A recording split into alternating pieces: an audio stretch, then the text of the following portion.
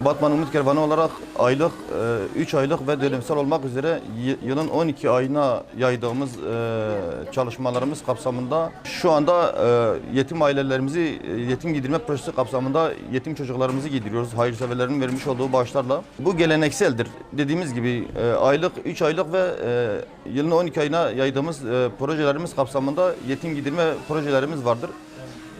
Dönemsel olarak da her bayram yaptığımız gibi bayramdan sonra da yetim giydirme programlarımız vardır. Bu kapsamda da bugün onlarca yetim ailemizi giydirmiş bulunmaktayız. Hayırseverlerimizin yardımlarıyla ayakta durmaktayız. Bu projelerimizin devam edebilmesi için de hayırseverlerimizden yardım bekliyoruz. İnşallah Teala hayırseverlerimizin yapacağı yardımlar sayesinde daha fazla yetimimizi giydirmeye çalışacağız inşallah. Bu nedenle hayırseverlerden yardımlarını esirgememelerini talep ediyoruz. Rabbim şu anda şimdiden yapacakları hayırlara kat kat mükafatını versin inşallah.